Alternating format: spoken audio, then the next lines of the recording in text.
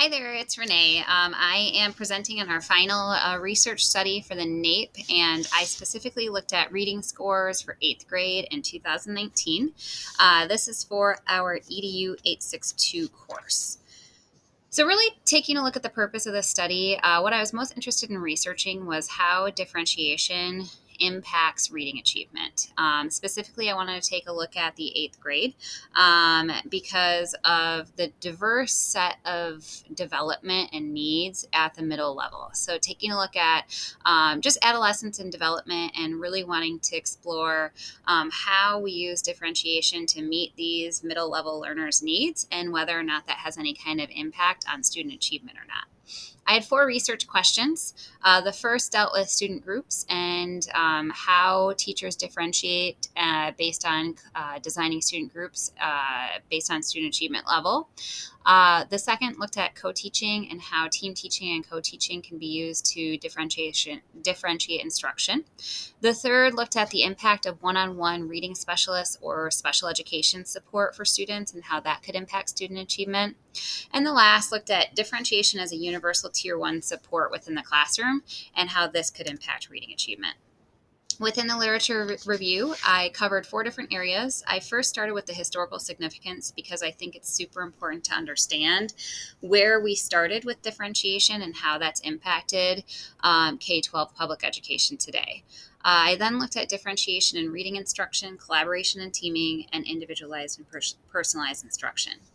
So, taking a look at the historical policies that really impacted what we know today about differentiation.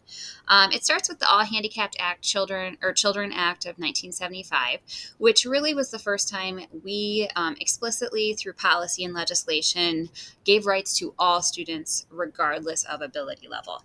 From there, we shifted into the IDEA, or Individuals with Disabilities Education Act, which really pushed what we know today of as inclusion. So inclusion really means that every kid is a general education student first within K-12 learning institutions, and that they have a right to be in what's called the least restrictive environment, or the LRE, meaning they need to be within a gen ed setting unless their IEP determines that they should have time outside of that general education setting. So because of this, we have some very diverse classrooms throughout America, and that has led to an increase in differentiated strategies. So in my literature review, I took a look at differentiated reading, collaboration and teaming, and individualization and personalization. Some of the trends from differentiated reading that I found is that it's being implemented a lot at elementary levels. So I found a lot of studies on differentiated reading at elementary levels. However, I found very few studies on secondary levels. Additionally, many of the studies that I found that there were teacher impacts with differentiation, where teachers may be more confident, but there were not always student impacts found. So Little McCoach Rice is a good example. They found that there was some mixed results in their study, that implementing the school-wide enrichment model didn't necessarily have a positive or negative impact on student achievement, and that's pretty typical across the board with what I found. Next, taking a look at collaboration and teaming, you're going to hear more of the same. There's lots of team teaching being used in examples and studies about team teaching. However, not a lot deals with the impact on student achievement. Instead, within the co-teaching and teaming studies I found, countless examples led to positive teacher impact. So Schnorr and Davrin, 2005, they looked at special education and general education teachers who moved away from self-contained classrooms into an inclusive classroom setting with a co-teacher, and they found a positive teacher impact. Servilio, 2009, implemented a 7-step choice-based program with a special education teacher and general education teacher supporting the program. Again, found a positive teacher impact. Finally, individualization, personalized learning. This is where I found the most information about student achievement results. So each of these studies did take a look at student achievement, and all 3 of them were similar in regards to what they found. And that is that through the implementation of something like a reading tutor or a reading intervention specialist, they found increases in time on tasks, levels of engagement, and more academic conversation that took place in the classroom. Within the methods, I took a look at participants and sampling, study sample and data collection, and data analysis. For the participants in sampling, I utilized the National Assessment of Educational Progress, or the NAEP. It was first administered in 1969 and was a representative sampling model, meaning that it really each of the NAEP assessments take a look at the K-12 public and private institutions and utilize a sample population of what the actual K-12 demographics would look like. Representative sampling was used in both private and public settings. For the purposes of this study, I specifically looked at the 2019 NAEP 8th grade reading scores. 294,000 students in 4th and 8th grade took the NAEP. I only looked at public institutions and looked at 3 reading assessment components: the composite reading score, literary experience scale, and gain information scale. I had 5 variables I looked at. The first was student groups based on ability. The second was differentiation, instruction, and reading. The third was using a reading specialist for one-on-one support. The fourth was teaching jointly as a team. And finally, access to a special education teacher. Research 1 asked what the impact was on NAEP reading scores when a teacher designed student groups based on achievement level. The average scale scores that I found were that those who never or hardly ever utilized student groups based on achievement were at a 265, compared to those that almost always or always did, which dropped down to an average scale score of 259. I also ran Cohen-D's effect size. As a reminder, based on Becker 2000, effect size is identified as small at a 0.2, medium at 0.5, and large at 0.8. Based on what I ran for this, I did not have any real significant with effect size. They were all identified as a small effect size. My second research question asked what the impact on NAEP 8th grade reading scores were when a teacher teaches jointly as a team in the same class. What I found was that the highest average scale score was when a teacher taught jointly once or twice a year. Scores then decreased from there, ending at a 260 for every day or almost every day. I ran effect sizes for this as well and found that they were all small effect sizes, with the most significant comparing every day or almost every day compared to once or twice a year at 0.13. Research question 3 took a look at what the impact on NAEP 8th grade reading scores were when there is one-on-one individualized support for students in class. I actually used 2 variables for this. I used both reading specialist support and special education support. One important note for the average scale scores for the reading specialist support, which you see right here, where you have a 264, 264, 263, and 265, with not at all the way up to large extent of a reading specialist utilized. The non-response for this variable was greater than 15%, but not greater than 50%.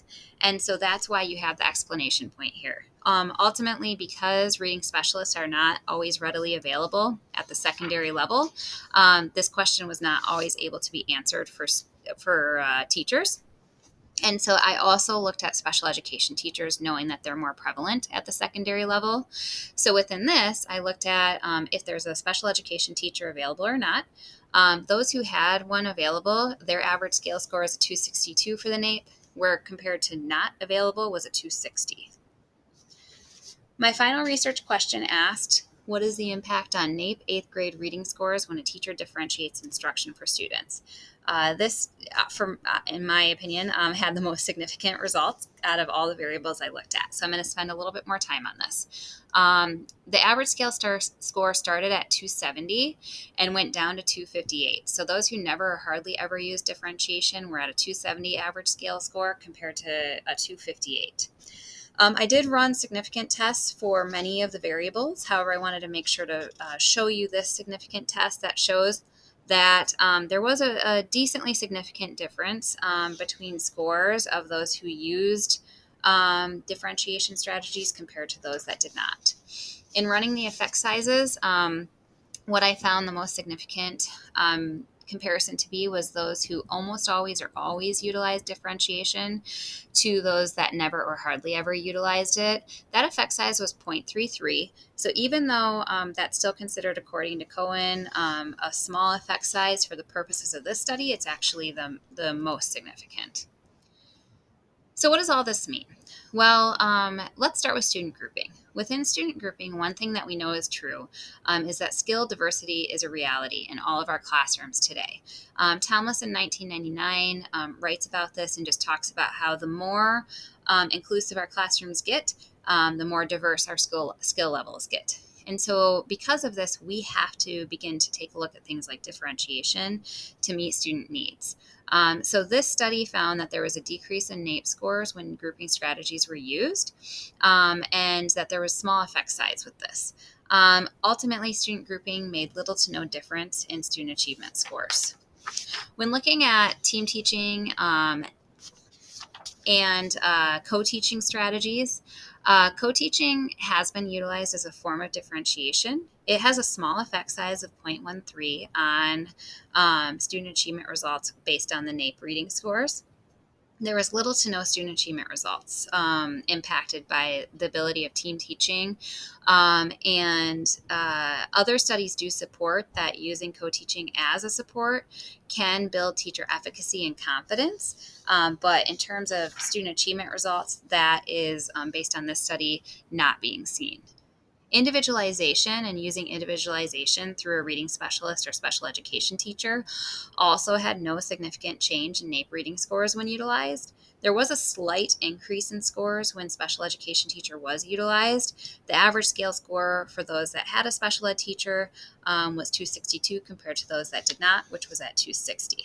And finally, when differentiation is used as a universal instructional strategy, this study found that although it's a small effect size, it was the most significant in the study at a 0.33. Average scale scores decreased from 270 to 258 for those that never use differentiation compared to those that almost always or always use this strategy. And ultimately, what this study found is that there's just really few available studies on differentiation showing that it has a positive increase in student achievement, which begs to question whether it's an effective instructional tool or not. So the conclusions and implications of this study. Ultimately, the biggest thing that I took away from this study is that I really believe we've been looking at differentiation all wrong. I think too often we look at strategies like this as a strategy that should be like the magic bullet that helps student achievement increase, when in reality, that's not actually what what differentiation is for. If we begin to research and study differentiation as a classroom management strategy to better manage diverse abilities, I think that some of our research may start to show some significant findings when it comes to teacher self-confidence in their instructional ability in a diverse classroom, and also their ability to manage diverse groups of learners. But in terms of using things like ability grouping and differentiation and trying to equate that to student achievement results, this study found that there was little to no impact on student achievement, regardless of the differentiated strategy utilized. Additionally, with individualized expert supports, scores did not negatively or positively impact students when these individual supports were used, showing that they're not doing any harm, but they're also not necessarily doing any good. So that warrants some further studies. And looking at the limitations, there's just simply limited available data. All of these variables were only utilized in 2019, not in past cycles of the NAEP, which made it so that you couldn't do any historical research on these variables, and that is a real limitation. Additionally, secondary data was utilized. That brings to question validity and data collection concerns. The variables were pre-decided, and so there's no cause or effect relationship that could be implemented. And there was just limited data due to the secondary education data set. That specifically impacted the reading specialist support variable. Future research should continue to look at how to evaluate how differentiation could be used as a classroom management tool instead of looking at it through the lens of student achievement. Additionally, the impact of differentiation to build student agency and teacher self-efficacy continue to be researched, and really just continuing to focus on researching differentiation at the secondary level so that we can build up our research base at the secondary level for this strategy, because right now secondary compared to elementary are very different in what's available with current research. That concludes my presentation. I hope you enjoyed. If you have any questions, you can always find me on Twitter or email me at my Gmail. And thank you so much for listening today.